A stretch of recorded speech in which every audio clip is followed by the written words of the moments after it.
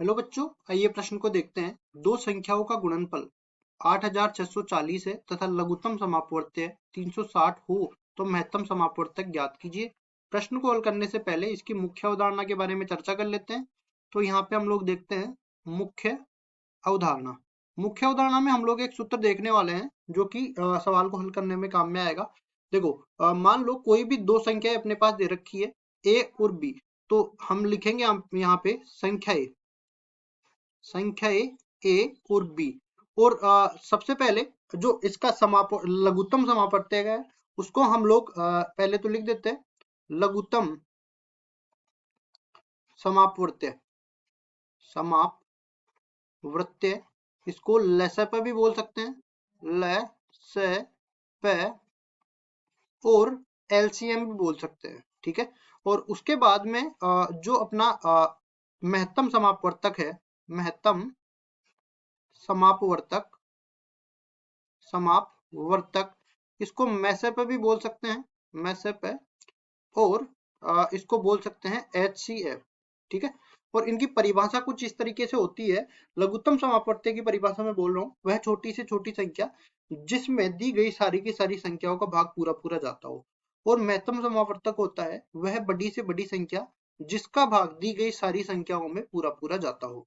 ठीक है। अब इनके बीच में संबंध ये होता है कि a गुणा में b दोनों संख्याओं का जो गुणनफल है ये बराबर हो जाता है LCM ए और बी का, दोनों संख्याओं का लघुत्तम समापवर्त्य, और गुणा में दोनों संख्याओं का महत्तम समापवर्तक ए बी। ठीक है। ये सूत्र का उपयोग करेंगे और सवाल को हल करेंगे। सवाल में सबसे पहले बोला है प्रश्नानुसार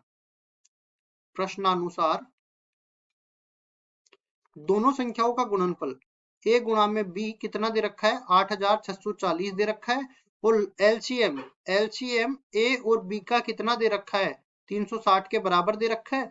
और हमें HCF ज्ञात करना है, महत्तम समापवर्तक ए और बी का ज्ञात करना है। तो देखो, जैसा सूत्र यहाँ पे है वैसा ही लगाएंगे इसमें।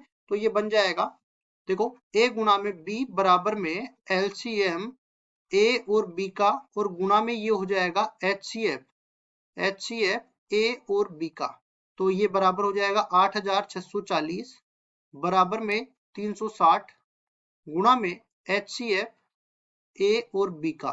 तो ये कैसे होगा, देखिए HCF ए बी ये बराबर हो जाएगा किसके, 8640 यही दे रखा है ना, और इसमें भाग लगेगा 360 का। तो ये देखो, 0 से 0 कटी, 6 से ये कटेगा 6 बार, और यहाँ से 6 से कटेगा, देखो 6 एकम 6, अब 2 26 बच गया। तो 6 चौका 24, 2 बच गया, फिर से 6 चौका 24, अब फिर से ये 6 से कटेगा, कितनी बार, 24 बार कट जाएगा।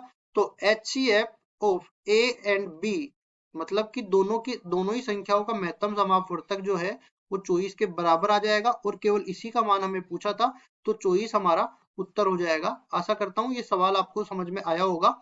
धन्यवाद।